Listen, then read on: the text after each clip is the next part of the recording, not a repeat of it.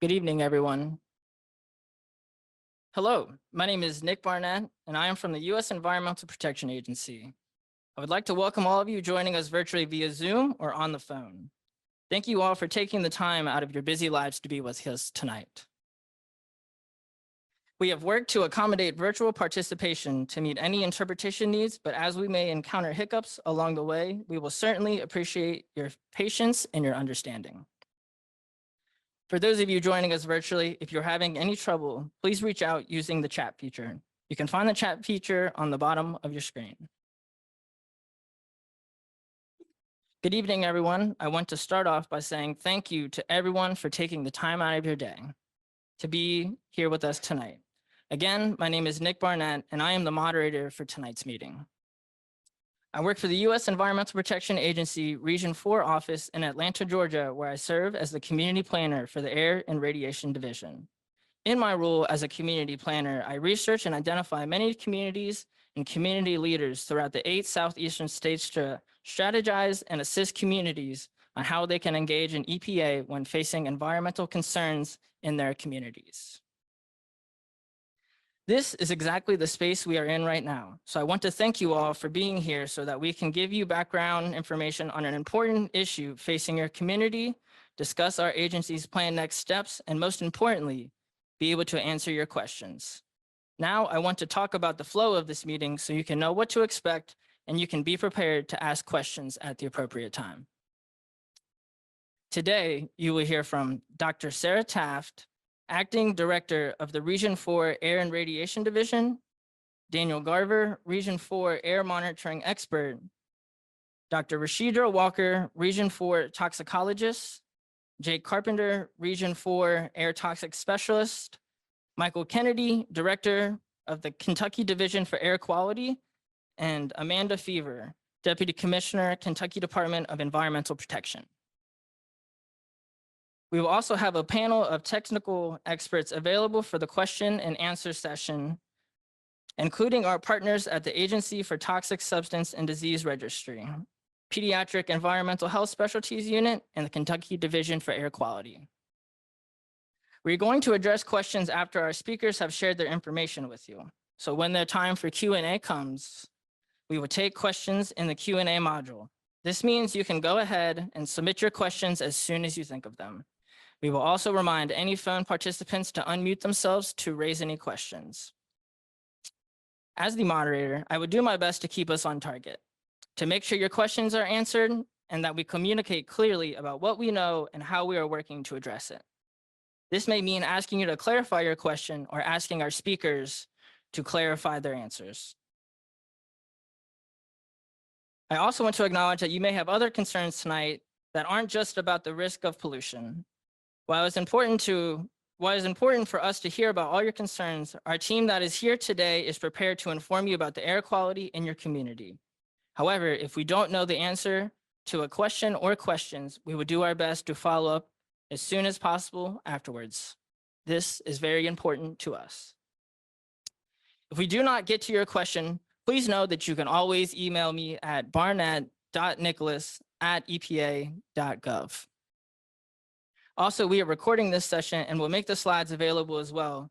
So for those of you that could not join us today, you will be able to access the content, or for those of you that are here with us, you will be able to go back and refer to this at your own convenience.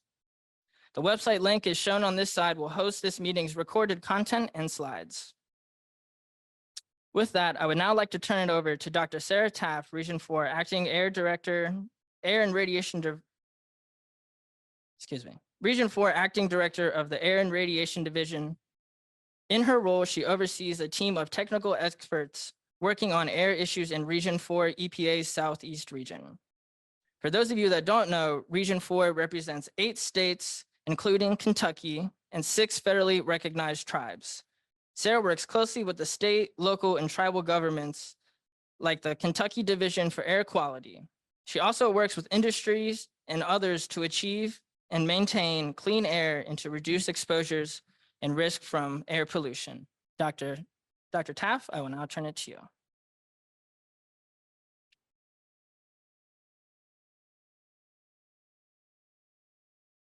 Thank you, Nick. How can y'all hear us in the back okay?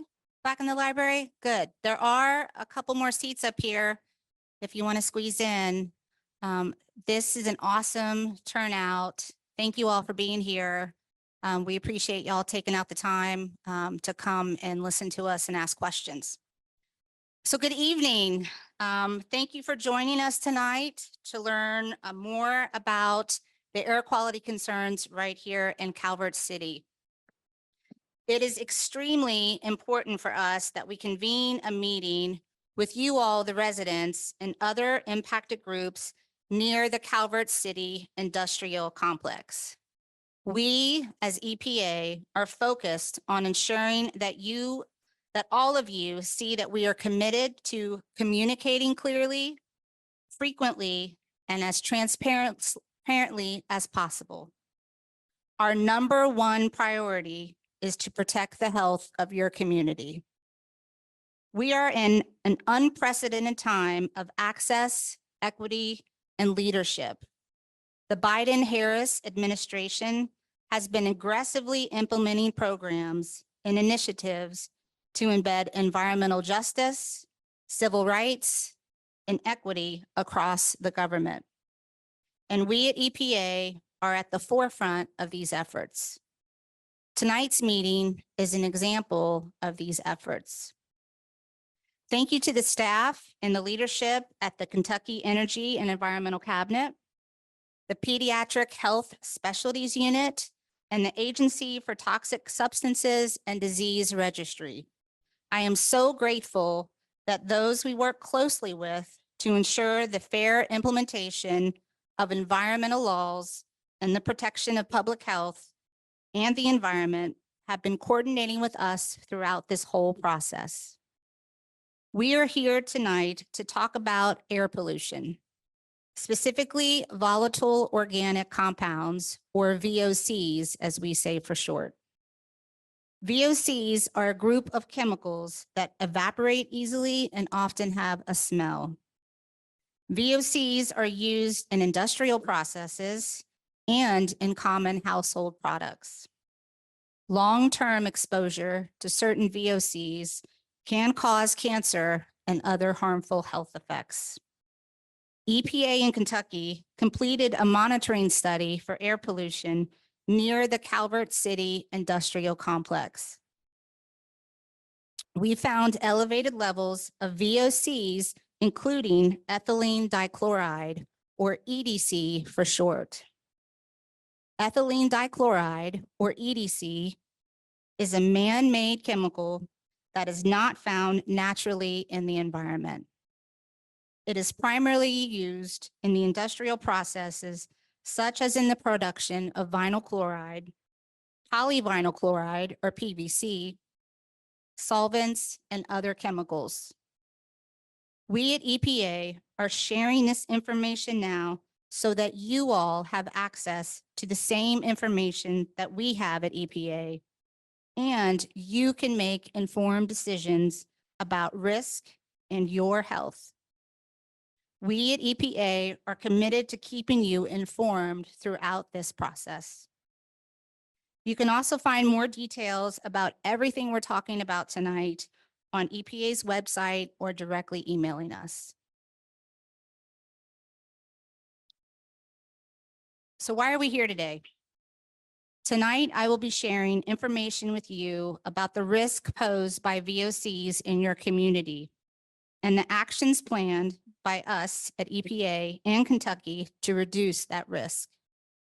Because of this, we want to make sure that your questions will help us drive tonight's conversation.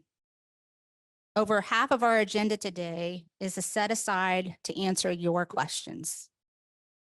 Secondly, I want to share from my perspective, what are the three main takeaways from today? First, risk in Calvert City, near the Calvert City Industrial Complex, is elevated. EPA and Kentucky are concerned about this risk. Second, we are committed to protecting health in your community, and we are working to reduce this risk. This includes using the tools we have available to us at EPA, such as regulations, and our partnerships with Kentucky, nearby facilities, and anyone who will work with us to help reduce the risk. Third, you deserve to be a part of this process, to have your voices heard, your concerns shared, and your needs met. At EPA, it is our mission to protect human health and the environment. A big part of my job is to help explain risk to community members like yourselves impacted by that risk. For EPA to protect health, we need to share the information we have with you. And we need to do that in a way that helps inform decisions you might be making about your family's health. If we say things tonight that are hard to follow, or if we speak with too much technical language, please let us know when we get to the question and answer session, and we will take the time to explain things in a different way.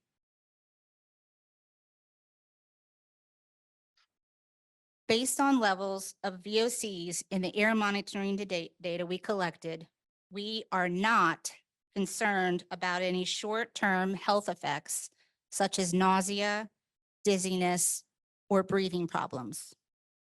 We do not have any indication that air pollution is causing immediate danger or harm. So if we are not worried about the immediate risk, what are we worried about? What we've learned is that certain VOCs can cause cancer when people are exposed over long periods of time. By long periods of time, we mean people who live near one of these facilities, breathe these VOCs 24 hours a day, 7 days a week, 365 days a year from birth to age 70. Certain people are more at risk to health problems from VOCs. This can happen either because they spend more of their time in areas where there are high levels of VOC, or it can happen for some reason their bodies are more susceptible. Children and babies are more vulnerable to VOC exposure and are generally more susceptible to air pollution than adults. There are a few things to think about if you're trying to understand what that risk might mean for you and your family. When we think about risk at EPA, we think about those risks across all the people in an area, and we make some assumptions about the ways in which people might be exposed. EPA's way of thinking about risk isn't always easy to translate into individual level risk or potential risk to your specific family. In general, if you want to understand your family's risk, there are 3 things you should consider. How close are you to the elevated VOC levels? How much VOCs are in your area? How long have you been exposed to elevated VOCs, both in terms of years in your neighborhood and hours each day? EPA and Kentucky are working to reduce these VOCs coming out of facilities because we think this is the best way to reduce risk as we move forward and make your community safer. But all 3 of these issues are important to think about on an individual level. Now we're going to pause for a minute, make sure the Zoom is working, and Nick will welcome those that have joined the meeting online late.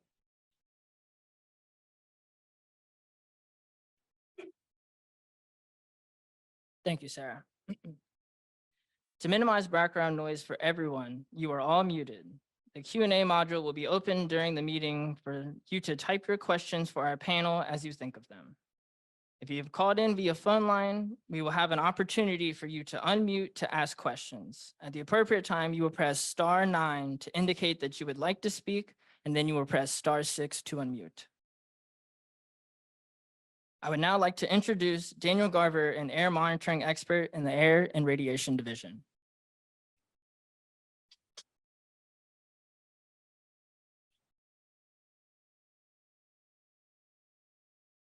Thank you, Nick.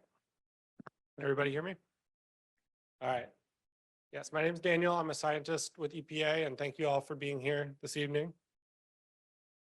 I'm going to talk a little bit about the air monitoring that we conducted. The goal of the air monitoring conducted in Calvert City was to measure the levels of volatile organic compounds and to evaluate the potential for health risks due to these chemicals. Kentucky collected air samples for 14 months from October of 2020 to December 2021. They collected 24-hour air samples once every 6 days. These samples were then analyzed in a lab for 61 different VOCs. You can see an example of the stainless steel canisters used to collect the air sample over here, as well as an example of the equipment that Kentucky used outside by the entrance. 3 air monitoring sites were selected in the Calvert City area to meet certain objectives. 2 monitors are located to measure the areas of highest VOC concentrations near air pollution emission sources. To protect public health, EPA typically conducts air monitoring in these areas with the highest expected concentrations. We locate these sites with the understanding that the exposures in the surrounding area will decrease the further you move away from the pollution emission sources. A 3rd monitor is located in a more populated area in the community further from the pollution sources. Kentucky is continuing air monitoring at all 3 sites. So here you can see a map of the air monitoring sites. There's also a map over here on the wall. So there are 3 air monitoring sites in Calvert City. The 2 monitors located near the industrial emission sources are located at the old LWD facility that is now closed and at Johnson Riley Road. The Calvert City Elementary School site was located to be representative of a populated area further away from pollution sources. And Kentucky's existing air monitoring site at Grayson Lake State Park in Carter County was used as a background site. A background site is used to compare air quality in an area further away from any known sources of air pollution. And as I said, there's a larger, more detailed map of the monitoring sites over here on the wall. Each of these sites are operated by the Kentucky Division for Air Quality, which is continuing air monitoring at all of the sites. With that, I'll turn it back over to Nick.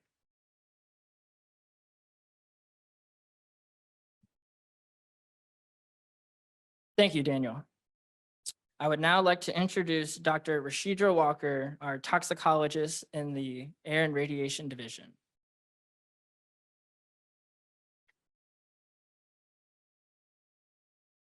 Good evening, everyone. Thank you, Nick. A big part of my job is to help explain risks to the communities. I have the job that I have because I believe strongly that this communication is important. That for us to best protect health, we need to share the information we have with you all, but that we need to do that in a way that is understandable and that helps inform decisions you might be making about your own family's health or your decision on how to be involved in the process. This presentation provides an overview of the risk analysis results from the air monitoring study that was done in Calvert City by the U.S. Environmental Protection Agency and the Kentucky Division for Air Quality.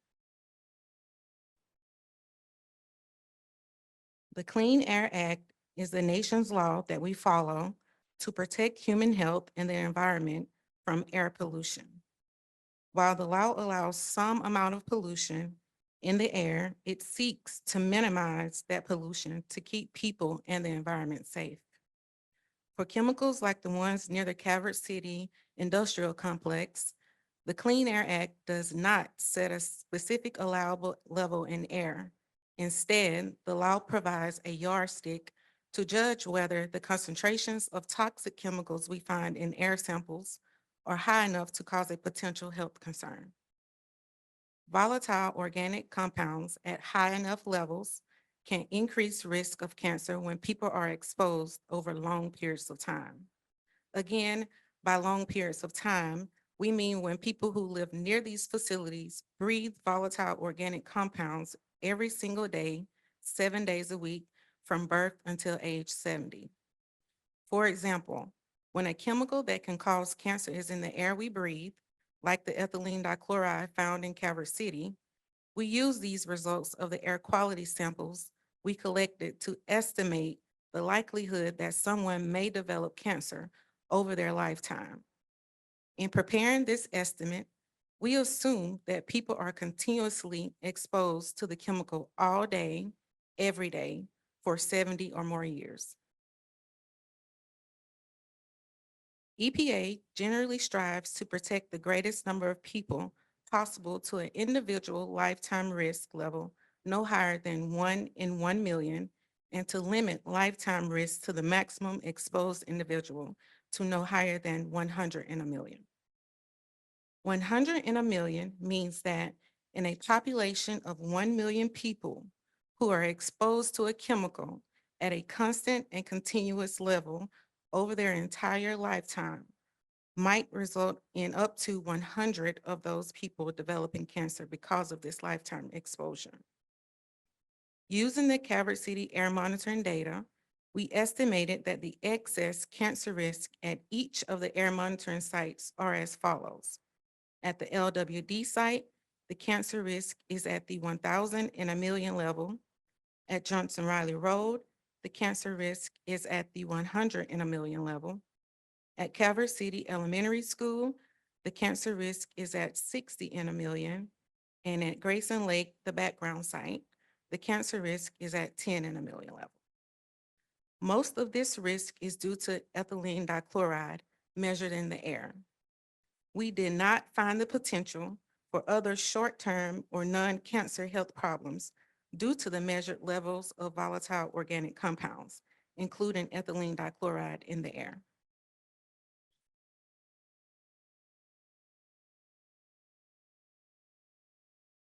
You may be asking, what does excess lifetime cancer risk mean?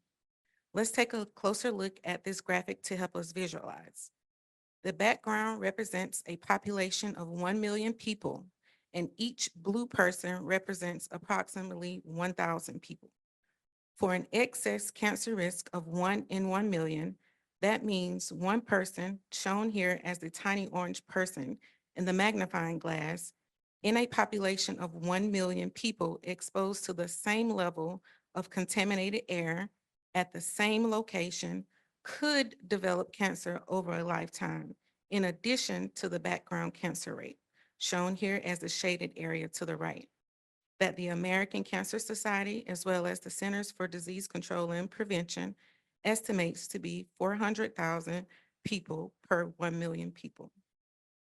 The background cancer rate comes from a magnitude of factors such as age, genetics, diet, tobacco use, random chance, and other environmental factors. It is important to note that cancer risk estimates do not tell how many people currently have cancer from air contaminated exposures. It is important to remember that the risk of cancer does not equal having cancer. What is ethylene dichloride? Ethylene dichloride, also known as 1,2-dichloroethane or EDC, is a man-made clear, oily liquid not naturally found in the environment. It is mainly used by facilities to help make plastics and vinyl products such as polyvinyl chloride or PVC, pipes, and other construction material. Ethylene dichloride was formerly used in certain consumer household products such as cleaning agents and adhesives, but it is generally no longer available for consumer use.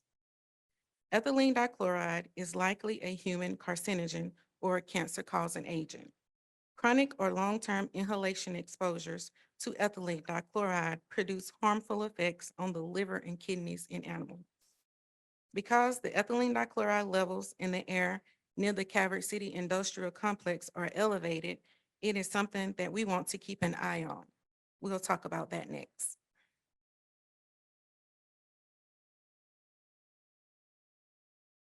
Thank you, Dr. Walker.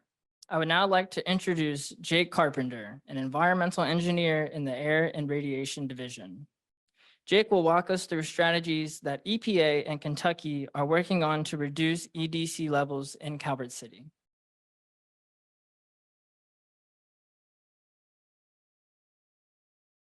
Thank you, Nick. As we've noted in the presentation, EDC stood out in this study as the main contributor to estimated elevated risk that's identified and laid out in the risk assessment. After reviewing information available to us at this time, we have concluded that working to reduce EDC emissions at their source is the best strategy for reducing risk in the study area. The Kentucky Division of Air Quality is also looking into strategies for reducing EDC levels, specifically at Calvert City Elementary School, and you'll hear about that in a few minutes.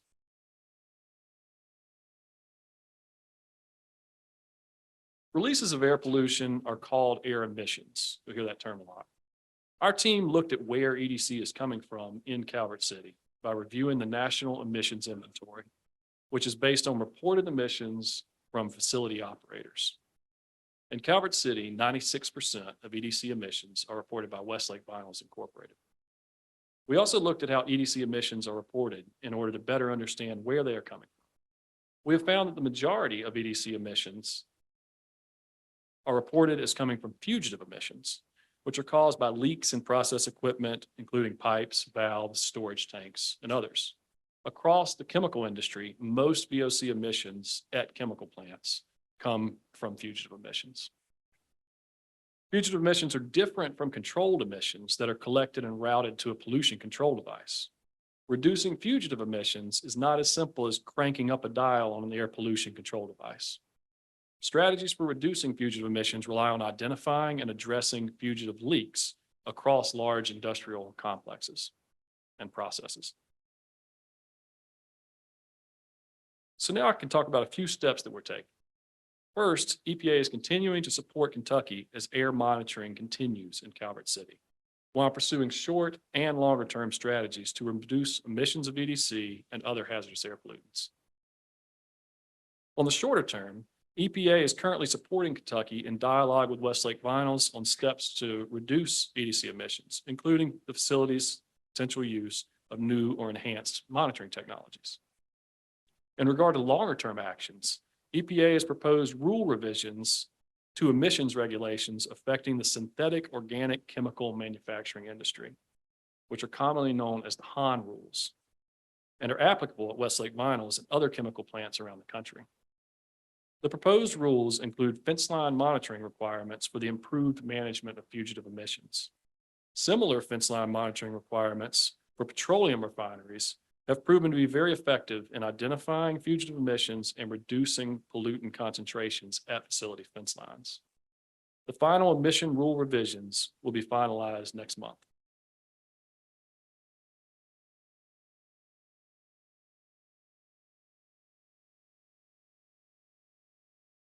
Thank you, Jake. I will now hand it over to Michael Kennedy, the Director of the Kentucky Division of Air Quality, to provide a little more on Kentucky's work. Oh, and Amanda. Actually, my name is Amanda Lefevre, and I'm Deputy Commissioner for the Department for Environmental Protection. And Michael and I are here to tell you a little bit about our agency's response and to, of course, answer your questions during the Q&A portion of the presentation. So what does our agency's action look like in terms of the information? So in our air regulations, we have provisions that require action when toxic substances are released in amounts and or at durations that harm human health. So that cues us to do a case-by-case analysis of a facility to look at their operations and emissions. So at this point, we, through this assessment process, we know that there are, multiple monitors off-site that show increased risk. So how do we assess risk? Our state law and regulations also set out a framework in how we assess risk in multiple programs. So once you reach a risk level of 1 in 1 million, that is our screening risk level for cancer endpoints. So at that point, the state has to look at whether it's going to do some sort of a remediation or seek some sort of emission reductions to, protect human health. So in this goal, obviously, we want to see reduced emissions. That is our #1 goal because that gets us to, of course, that decrease in risk for the community. I will say our agency has all tools available to it, in terms of working with Westlake. We will not rule out the use of any of these tools in terms of getting where we need to go with those numbers. We don't know exactly what this will look like. We, in the near future, will be starting those conversations with Westlake. We've already had some conversations, but we will continue those down the road. And that will be a long-term response. This is not something that will happen overnight. Those things take time because it's a complex process with multiple federal rules and things that we have to take into account. But that being said, it's not uncommon for agencies to take intermediate steps to also help address things as we work through those processes and get where we need to go with Westlake. So Westlake, we have talked to them and they've talked about, and Jake briefly mentioned that, talked about the Han rule and incorporation of some of their processes there, as well as, new technologies to help them identify, those leaks faster. And we will continue to encourage Westlake to go ahead and take those proactive measures that aren't anywhere in a permit or any type of written document, because that will get us where we need to go faster. So that's always a good thing, when a facility steps up and starts looking at those, even though we're having these other conversations over here. So another intermediate measure, of course, is looking at the risk at the elementary school. As we mentioned, our children are very sensitive receptors, and we are, very aware that parents might have, concerns, and as well you should. So what we're looking to do is look at installing air filtration at the school. We have worked with EPA's indoor air quality specialists to identify potential routes for filtration. So we do know that, carbon filtration and MERV 13 filtration can reduce EDC in the air. So we can install that in the HVAC units and or do like individual standalone units in classrooms. So we're doing that out of an abundance of caution. I think sending your kids to school, you shouldn't have worry about that. But this action is just to take that off the board of worry. So once again, we're just doing that out of an abundance of caution because we know parents likely have concerns there. So, those are things that we're working on. Like I said, we're going to continue to work with Westlake. That's a longer term, but we're going to be taking the steps that we need to get where we need to go in terms of emissions reductions. So thank you very much.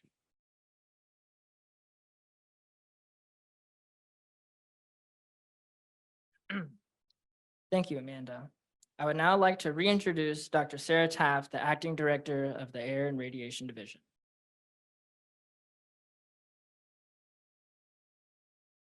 Thank you, Nick and Amanda.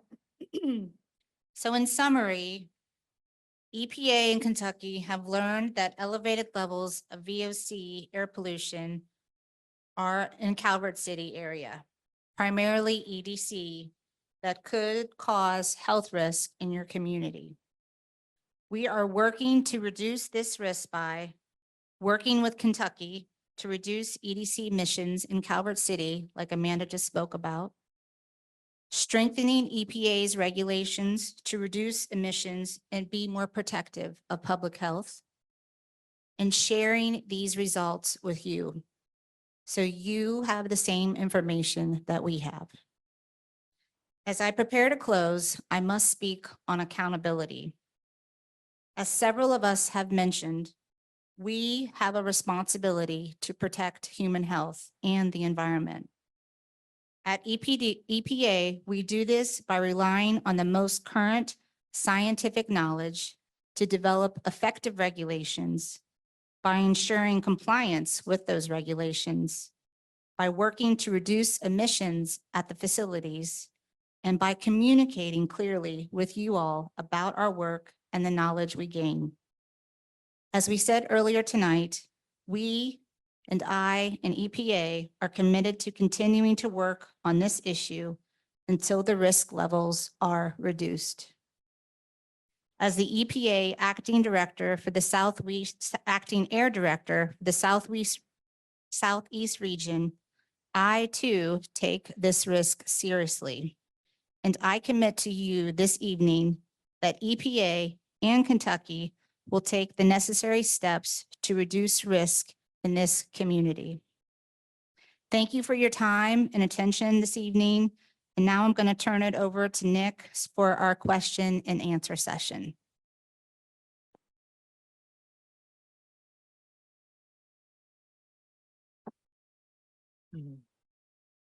Thank you, Sarah. We know this was a lot of information, and now we would like to take any questions that you may have. We will start with our audience here in Calvert City.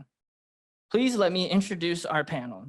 Dr. Sarah Taft, Acting Air and Radiation Division Director, Amanda Lefevre, Deputy Commissioner of Kentucky Department for Environmental Protection, Michael Kennedy, Director of Kentucky Division for Air Quality, Leanne Bing, Agency for Toxic Substances and Disease Registry, Dr. Abby Mutic and Jinbing Bai, Pediatric Environmental Health Specialty Unit,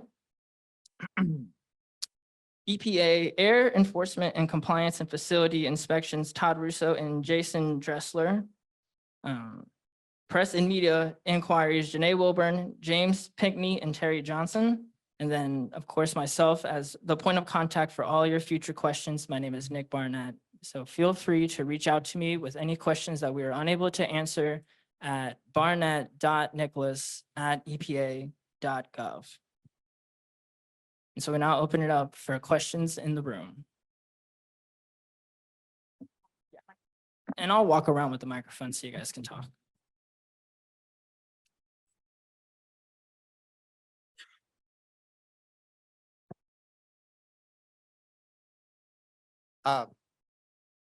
Considering that a lot of winds travel down the waterways and so forth, how far does this elevated risk do you anticipate travels?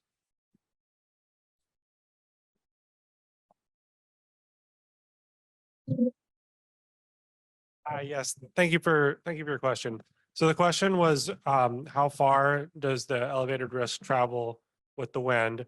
So our monitoring data indicates that the risk gets lower as you move further away from the emission sources at the Calvert City Industrial Complex. The air monitoring data is not designed to give us a specific indication of where the elevated risk starts and stops, but we do know that air pollution disperses farther away from sources. So the farther away from the emission sources, the lower the risk will be.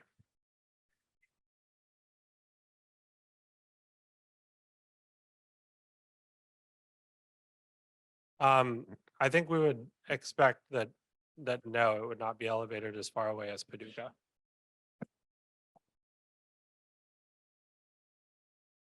Do we have another question in the audience? We'll start back here. The wind blows toward Livingston County a lot here. What's the risk there? Have y'all done any studies across the river? I mean, Westlake sits on the river and the wind blows toward Livingston County.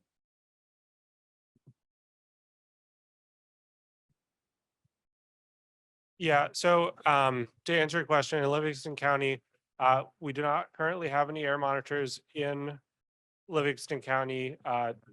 Kentucky did collect some historical air monitoring there, but there are no air monitors there currently.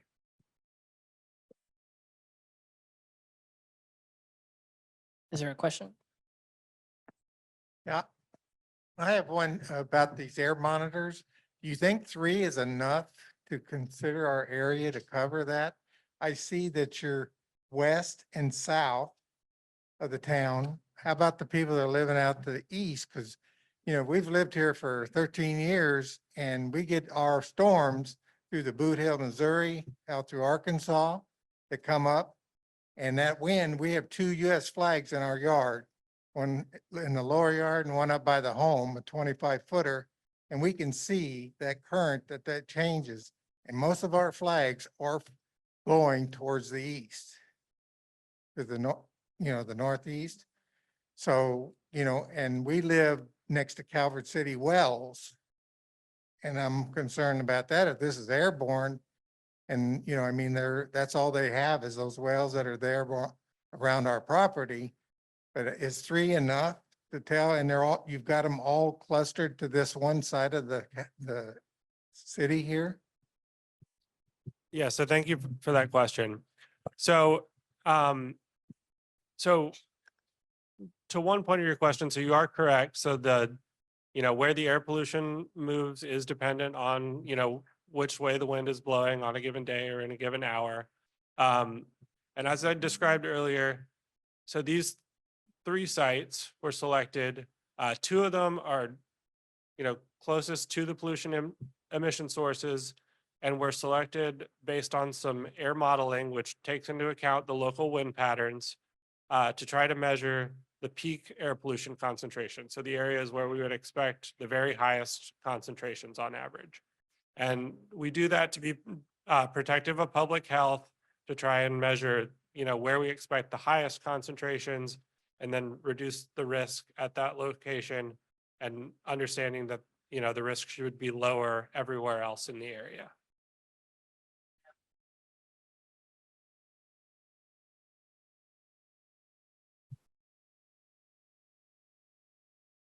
Yeah, I think we would always, as in our work, we would always love more air monitors to understand exactly what's going on everywhere. Unfortunately, there is not dedicated air toxics, so these are air toxics, monitoring funding under the Clean Air Act. This is a special monitoring project, and in some cases there are special monitoring projects. I think going forward, this air monitoring is continuing, and we will continue to look at how best to understand the situation here. But as Daniel noted, these were based on best available data that we had at the time of designing the study of what we believe to be based on reported emissions and meteorological patterns in the area would be the highest concentrations of ethylene dichloride and secondarily vinyl chloride.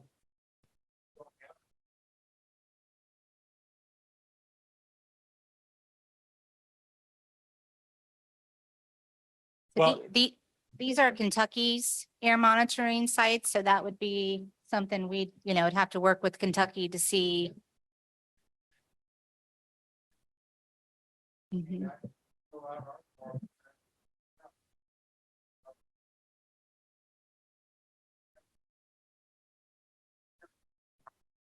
Yeah, and I do think it's a really important question.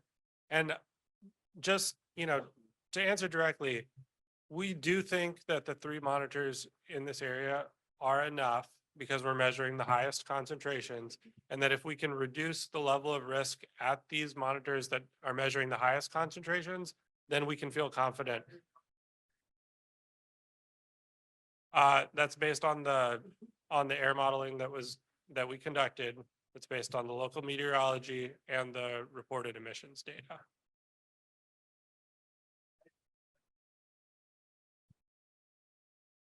Yeah, and it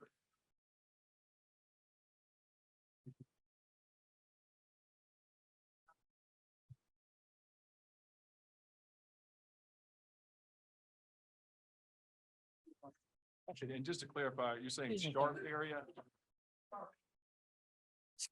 Yes, sir. Did you have a question? Here you go.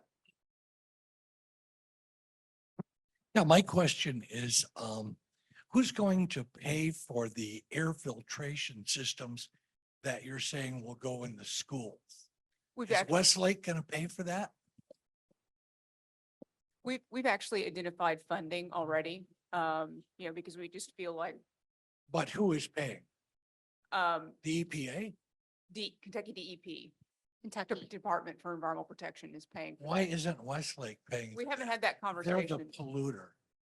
And I understand that it's just one of those things where we want to, if we can go ahead and get this done. Yeah. Yeah, it's a Right. very prescriptive, Well, measure on our part to get that done as soon as possible. Is it true that Westlake is the biggest polluter in the United States? We saw that online in several sites. I think that's referring to the EDC. largest emitter of ethylene dichloride in the national emissions inventory. Right, and in the past, have they received fines for this to clean up their act? So that really speaks to compliance and with currently applicable regulations.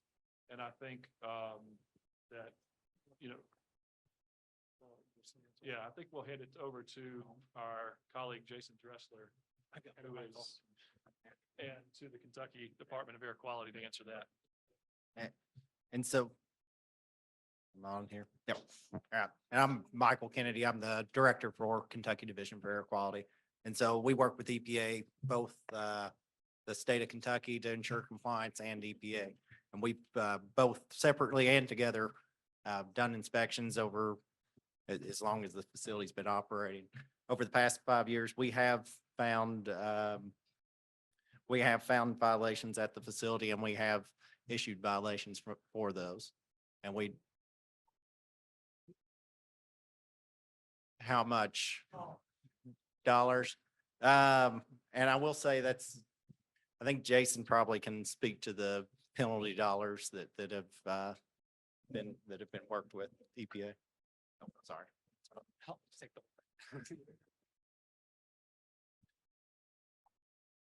Good evening. My name's Jason Dressler, and I manage one of the air enforcement sections at EPA Region 4, part of our Enforcement and Compliance Assurance Division. Make sure I don't get feedback here.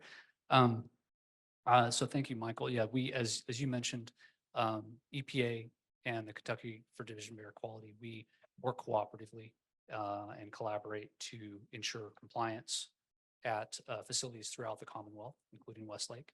And the division, they're here on the ground. They're looking at the facility quite frequently. We at EPA, we have been there a few times as well. We've been to the facility twice. Oh, over here. Okay.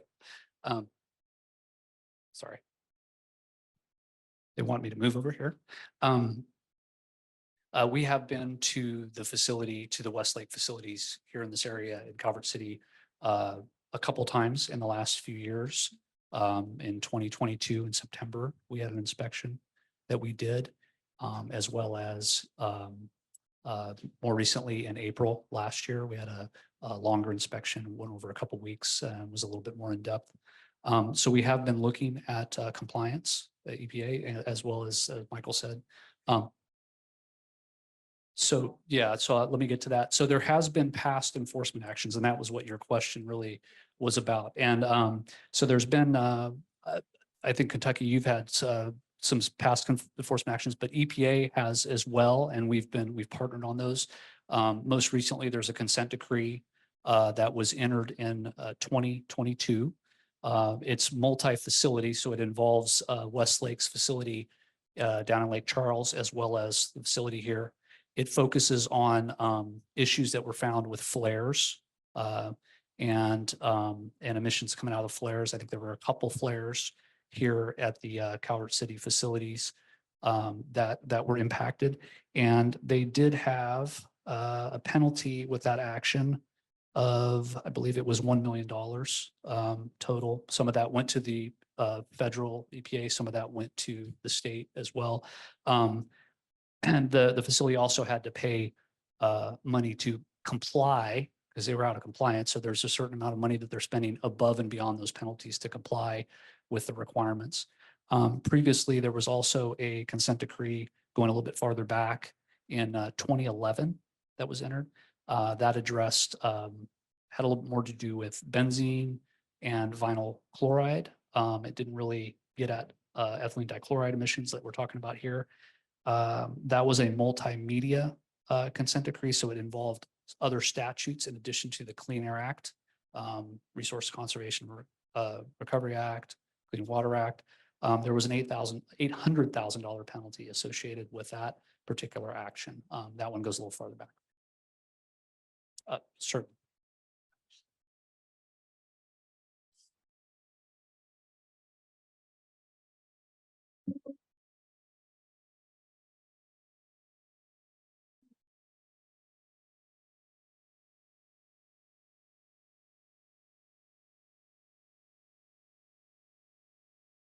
Well, yes, the penalties are an important part of deterring noncompliance, and we take into account a number of factors in what a penalty should be.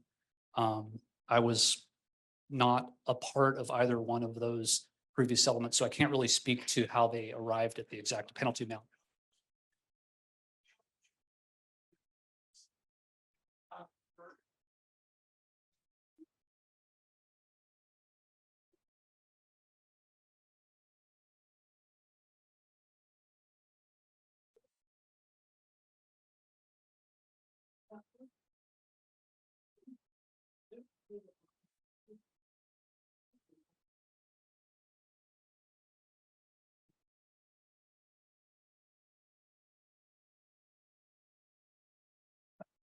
I appreciate your comment. Thank you. Michael, do you have any additional comments? Thank you for your question. Going forward, if we could please limit our questions to one question per person. We realize we have a lot of questions tonight, but we'd like to address all of them just in manner of trying to get to everyone's questions. Thank you. If I understood it right, y'all didn't start monitoring till 2020. What happened to 2019 and on back? Yep, no. What happened to right. that? I mean, did y'all monitor then or So I y'all can, just didn't monitor? yeah, I can answer that. So we've been monitoring here since the 90s. But we use the recent data of the last few years for the risk assessment. So that's where we targeted specifically to get the most recent data for the risk assessment. But there have been air monitors here for a long time. Question. Yeah, my question is, what do they intend to do with the screening of the people who live and work around the plant? Like they did for say it, you said, where people have the ability to go and get screened by knowledgeable people. I have angiosarcoma. When I met with my doctor in Paducah, he said I was one of two people that he had seen. He asked, had I ever worked around the vinyl chloride? I said, no, but I lived just right around the plant. He said, well, my information doesn't provide, it only tells us people who's worked around to handle it. Now we know differently. Are we going to educate our people so that they know how to treat people? Are we going to screen people? Because that type of cancer doesn't happen overnight. It's a 10, 20, 30-year process. So these children that are at the school, it might be 20 years down the road. Are we going to put a screening process so these people can go and get screened and not have to worry about making somebody mad or having to go somewhere out of the state even to find out? So I think, that's definitely an action we can take moving forward, working with Kentucky and our other health agencies to make sure the health practitioners, are aware of the elevated health risk so that they can be on the lookout for that. So that's definitely a great suggestion we can look into.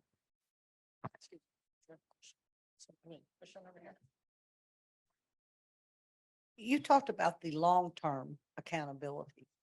What short-term accountability are we going to be able to see? What are you going to do today? What is Westlake doing today how are they gonna prevent that stack from blowing out again and melting the parking lot?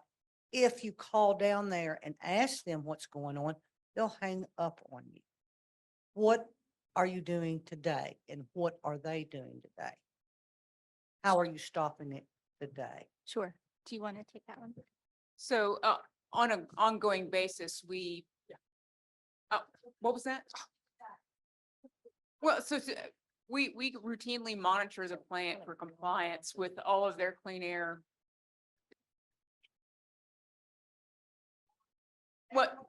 Well, when I'm saying we have people go on site and, do inspections at the facility all the time. Or not all the time, but at regular intervals, and we do records reviews. So we routinely evaluate the plant for their compliance with the EDC as well as their other Clean Air, Clean Water Acts obligations. And we do, write them NOVs when there are issues.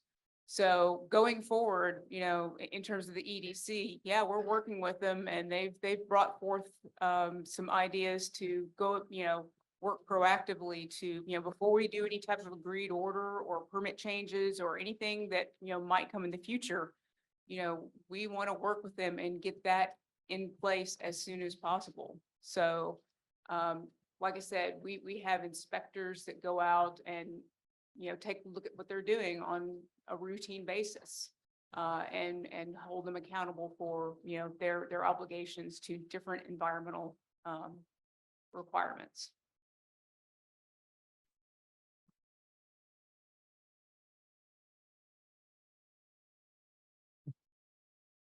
It's mostly mentioned in here. I have a question that you say you found elevated levels of VOCs. You keep saying mostly EDC. What are the other VOCs?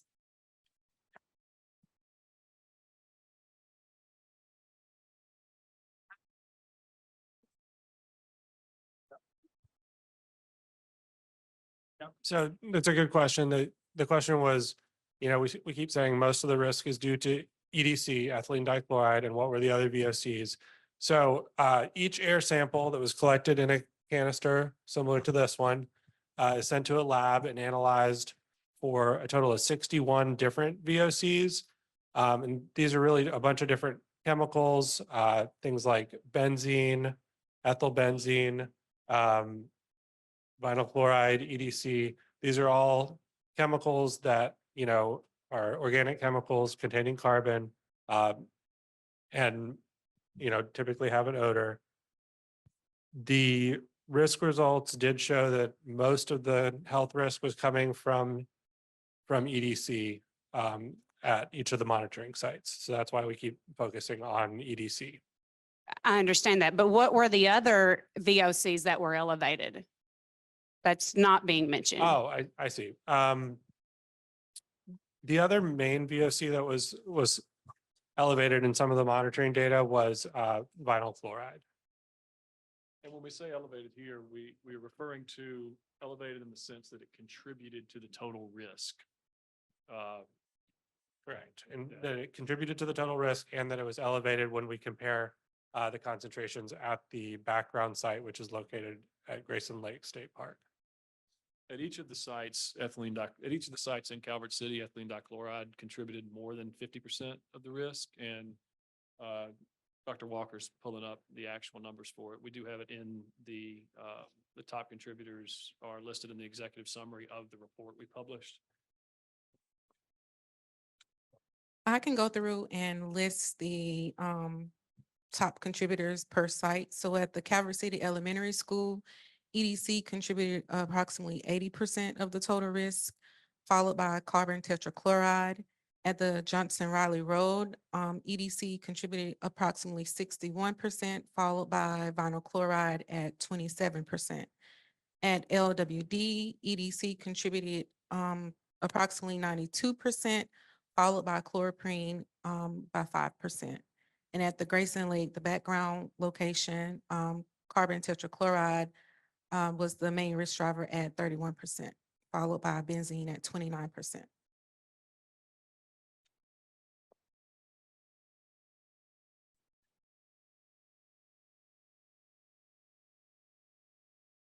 Yeah, there's three facilities here in Marshall County, but Westlake is definitely the highest producer, the one that has the most EDC emissions.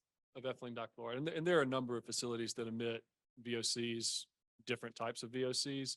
In the emissions inventory, as Dr. Taft noted, there are 3 that report ethylene dichloride. And those numbers are, as I noted earlier, 96% of EDC is reported by Westlake Vinyls. And the reason that we've emphasized EDC is because it is more than 50% of the risk and much more in some cases. But yes, there are many VOC emission sources in the area. Hi, I have just a real basic question. Is this chemical lighter or heavier than air compound?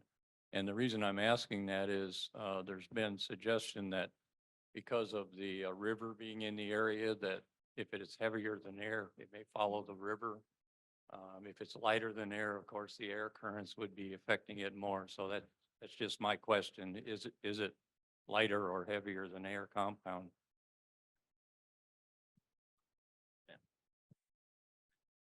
Let's look it up and get back to it. Yeah, we'll look that up and get back to you.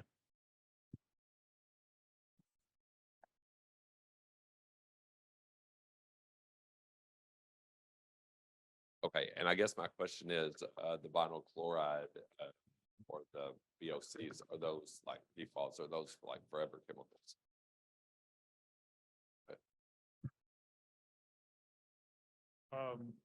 Forever chemicals is a term that's commonly used. It's not really a scientific term, and it typically is referring to PFAS and PFOA, and they are referred to that term. That term is used because they are especially persistent in nature and in the human body, unlike the chemicals that we're talking about here. They are referred to in that way because they are different in that way, and that they are especially persistent over long terms. And so the vinyl chloride it is, or isn't? Is my No, question. it would not fall in that general classification. Is there a question back here from anyone? And I do have an answer to the previous question. So the question was, is EDC lighter or heavier than air? And the answer is that it is heavier than air. So, if you had emissions of pure EDC, you would expect them to stay close to the ground level. That's a good question. Thank you. So I know the study said between 2020 and 2021, but you said that you've been monitoring for a while. Have we looked at the data to see how long it's been going on for? Like, do we know, is this been something that's been going on for 5 years, 10 years, 20 years? And with it being heavier than air, does it get into the water supply at all, or does it just stay airborne? You want me to take that one? Okay. Yeah, thank you. So the question was about the historical monitoring data. So yes, as we noted, Kentucky has been conducting previous air monitoring in the Calvert City area. And we did, while we only used data starting in 2020 as part of this risk assessment, we did look back and do a general comparison. And what we saw is that the levels of EDC in the historical monitoring data have been elevated for quite some time. And so the historical air monitoring data also does indicate elevated levels of EDC.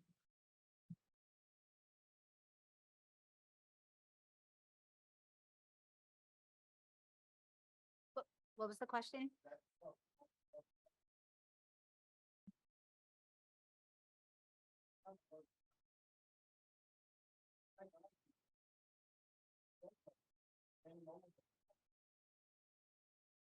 Yeah. And that's a really good question. I'm not aware of any weakening of regulations.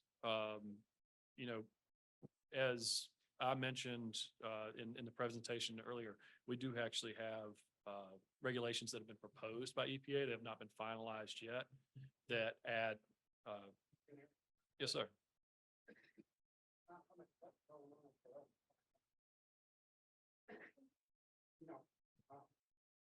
unlimited in my life. You come check every day what I get. I moved to Calvert City about 7 years. I was sleeping at night time up there, but I can't see the big unit. But I did move the yard and stuff like that outside. And it's been taking on some years, and it'll take me like the last 2 days. I'm over not, it's full time. And it's because I smell something too. It's what it's been about, no? And she's like that too. She don't take no medicine at all. But we can turn on my groceries, she's good. She's pretty hard out. And what I'm saying, if I would have known that, I never would have looked at it. Well, But I'm so, I feel how big.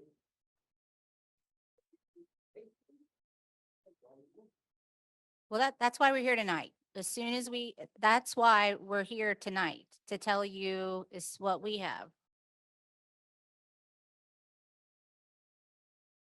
Mm-hmm.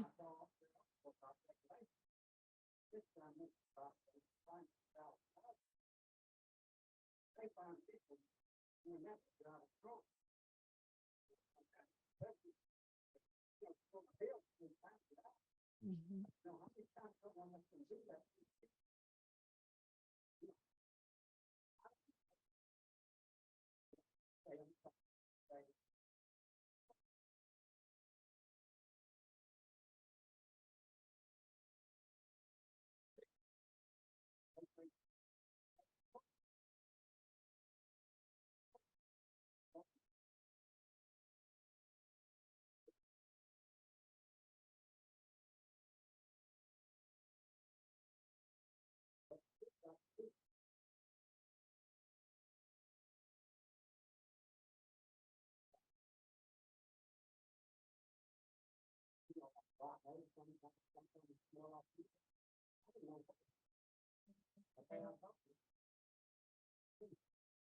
So, right, and so we need to follow the law, right? As EPA, as regulators, we have the Clean Air Act, which provides us with some authorities, right? Certain authorities.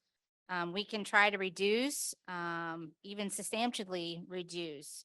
But for us to, we're very limited to ban a chemical or even shut down a facility, right? So we're working with Kentucky directly to make sure that we can do everything, by either strengthening their permits, having them do some voluntary measures, which Amanda spoke about, but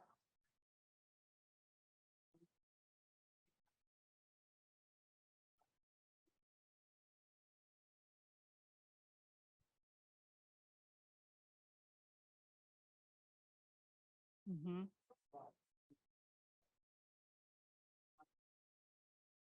Mhm. Thank you for sharing. I just want to make sure the questions get on microphone. I don't know where Nick is, but we've got, Oh, we got it back. yep. I was just wondering, from a practical standpoint, those of us who live close to the plants, would it be helpful for us to have air filtration systems in our home, or to have, or to use certain kind of air filters in our furnaces? What are your suggestions for those of us just from, to take care of ourselves? Yeah, you want to take that? So, I mean, I'm not an indoor air quality expert. So the things that I talked about for the elementary school are on a very practical level, what you can do, in your own home. And I will actually reach out and get more specific information and share it. If somebody could help me do that, because I don't want to misquote here, but there are indoor air filters that have MERV 13 or carbon that can be utilized to reduce EDC. So let us get specifics out there. And I know you can build your own air filtering. We actually have a video that we can probably share on how to build your own air filter just using a box fan and filters. So, but let me Do not quote me on that. Like I said, I'm not an indoor air quality expert, but we will get you that information. So that's something that you can do practically And- in your own home. And as we mentioned, we have an EPA website specific for Calvert City. So I'm writing down some of these questions, and so we will make sure to try to put those resources and address any questions we couldn't tonight on the website. We Or also you have, Sorry, Abby was going to answer from the panel as well. oh, okay, sure. Yeah, that'd be great. Hi, thank you. Can you guys Good hear af- her? The microphone? Can you hear me okay? Good afternoon, good evening, actually. I am Abby Mudick from the Southeast PACU in Region 4. Can you hear me okay? Yep, we can hear you. Great, thank you. I did want to make a point. So one of the things that we do in Region 4 is to really talk about some of the health effects that women of reproductive age and children can have to exposures and things that are concerning to reproductive health and young children. And so in regard to this question about air filtration, much of the data actually shows that carbon filtration, indoor air quality can be improved. What I want to remind everyone of that 90% of our exposures are indoor air. And so whether that's a child or an adult, most of our time is spent inside either a school, our workplace, or our home. So that's really important when we're talking about health effects and these exposures. And if you don't have an air filtration system, it's really, there's a lot of great websites, but please contact us at the PACU or EPA or ATSDR or the Poison Center. These are your resources to provide you with good quality scientific evidence that can really help your situation of your indoor air quality, because that's where we're mostly spending our time. That's all. Thank you. So can we get that on website? Yep. And we'll put it on ours as well. So thank you for that answer. So appreciate that. My question is, how has this affected our water supply since the product seems to be heavier than air, but yet it still gets up into the air as well? Has it messed up our groundwater systems where people have wells and like Marshall County gets most of its water out of wells? How has it affected it? Well, we're the air folks, so I'm not sure if my air folks know, maybe Michael know, but I can definitely check with my water folks in Region 4 and see if we have anything I can get back to you on specific for water.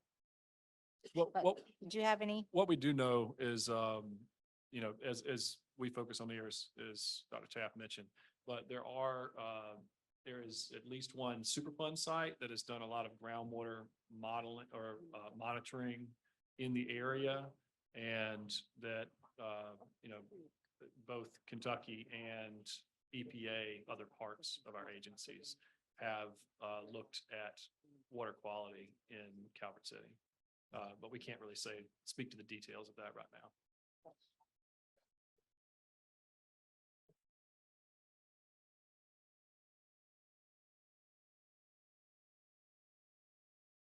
Yes, sir. I understand the concerns. And the issue there is private domestic use supply wells don't fall under EPA or state regulation. So that would be, that's a little bit harder for us to determine. We know what happens at a municipal water plant because that's under our purview. So we may not have that information readily available just because unless there's a reason we don't, that doesn't fall under what we regulate. So we won't unfortunately have that information for you. Thank you. We will. Oh, Marshall County Health Department. Okay. There's a resource. Did you hear him? Marshall County Health Department, can look into the wells. We'll test your wells. And again, we can put these resources up on I'm writing that down. Regarding putting up the resources, are you able to put up the other VOC emission levels if requested? I mean, I know we're talking about EDCs and or the EDC emissions, and you went through real quick what they were at each testing location. But what about the history data? Can we get that as public information at each of the sites and in more detail or other than just EDC? So Dr. Walker might want to say more, but the actual risk assessment which involves looking at monitored data and then using exposure risk values to determine a risk assessment.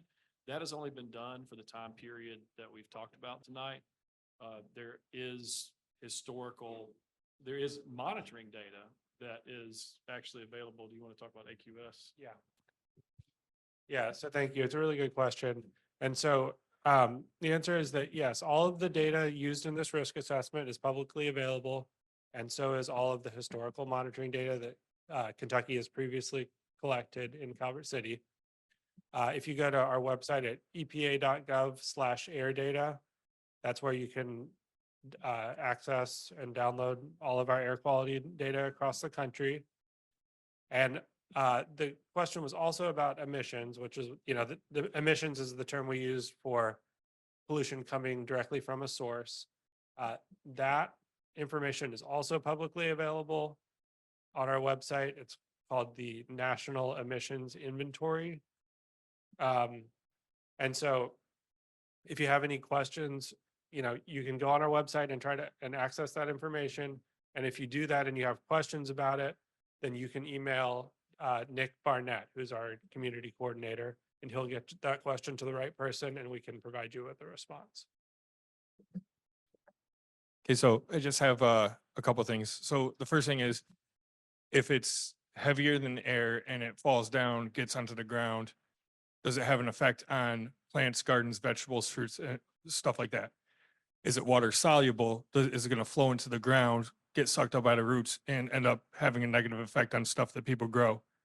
Also, on top of that, I don't know if you answered it at all. I got in late from work, but what's the effective area from the source where this can potentially be? Are you talking like all of Marshall County? How far is this going? Yep. Rashida, do you want to take the first? Yeah. I can answer your first question about how EDC bioaccumulates in the environment. According to ATSDR's tox guide, biodegradation is the primary degradation process for 1,2-dichloroethane, and it does degrade in water and soil. It is not likely to concentrate in fish or other aquatic organisms, nor is it expected to bioaccumulate in the food chain. Yes, and thank you. The second part of your question was about the affected area. So defining a specific affected area of like a line of, being in or out of the affected area is not something that we are trying to do with this study, and it's not, exactly how we think about this. As we talked about earlier, what the monitoring data shows and what we would expect is that the air pollution concentrations decrease the farther away you are from the emission sources. So for example, the pollution concentrations were higher at the LWD site, which is almost right at the fence line of Westlake Vinyls, and the air pollution concentrations were lower at the Calvert City Elementary School site. And then we would expect, the further you move away, the pollution concentrations will continue to get lower. All right. Thanks, Daniel. So I just want to make sure we don't forget about our Zoom participants. I've heard we have about 30+ questions in the Zoom. So I know hopefully some of those questions have been addressed by the folks here in the room. So if the folks on Zoom still have questions that have not been addressed, if they can just restate those in the chat, and we will try to address those as they come in. Alrighty, one question we have from the Q&A is, would you have any hesitancy in living in Calvert City with the current data coming in? Can you repeat that? I had a hard time hearing that. Sorry. That's okay. Would you have any hesitancy in living in Calvert City with the current data that is coming in?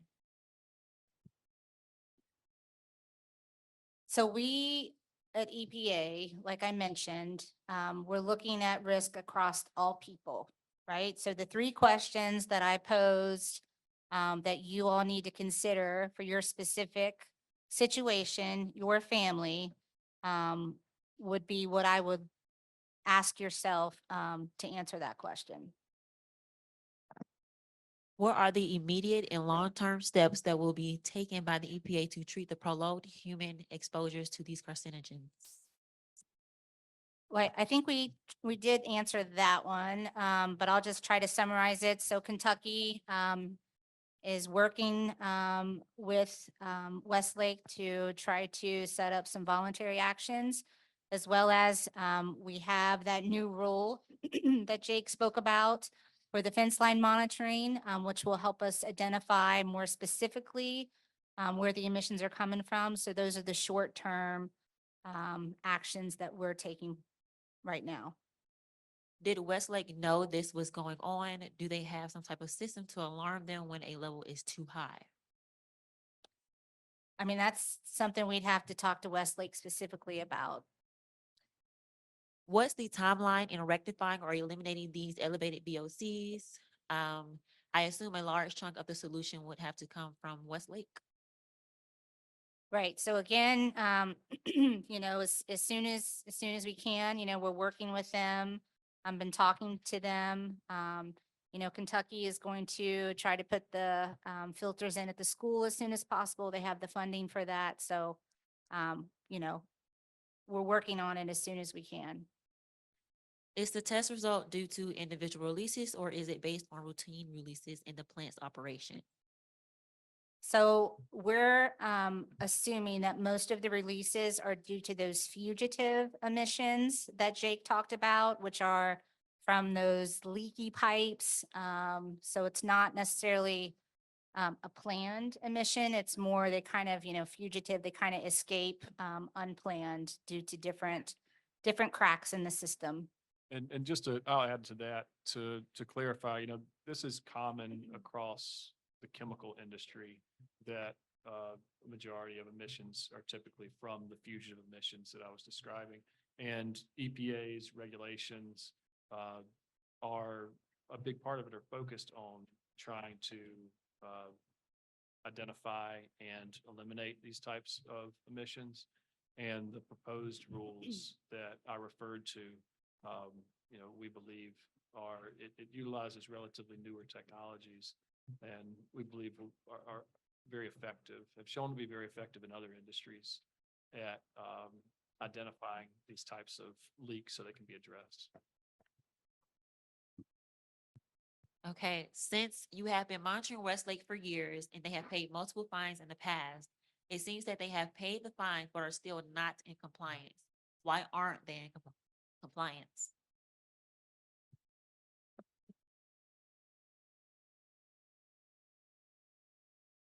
I guess to add on to that, what happens when Westlake is not non-compliant? So, you know, previously I did mention some enforcement actions that we EPA have taken. I believe Division of Air Quality has also had some enforcement in the recent in the past. Those previous actions had to do with, as far as I'm aware, none of those had to do with the particular pollutant that we're talking about here, ethylene dichloride. There was other Clean Air Act requirements that were in play. So we are currently evaluating compliance. That's something that's ongoing. We're looking at whether or not the facility is in compliance. We've collected information, as I mentioned, we've done some inspections, and we're continuing to look into that. If there are violations that we identify with existing rules, we'll take the appropriate enforcement action. Is that both of the questions? That was all the questions? Yeah, we're just gonna have to go ahead and wrap it up for tonight, just for the sake of time. So that was the last question that we're taking. Okay.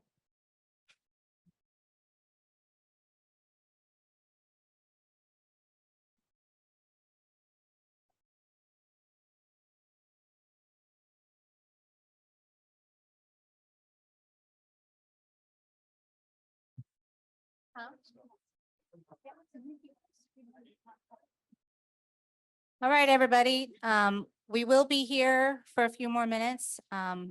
If you have additional questions as we kind of wrap up and really, in the meeting, but again, I just want to thank you for joining tonight's presentation.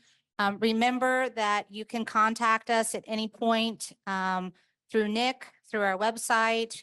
We're going to try to update the EPA Calvert City website that has your specific information on it with some of the suggestions and links that we talked about tonight. You know, it's critical that we understand your experience here. So thank you for sharing your stories, your concerns, the impacts. And we know that communities are looking for more than just our words. You all need to see action to solve these health threats. So that's what we want to do. We want to give you action, not just words.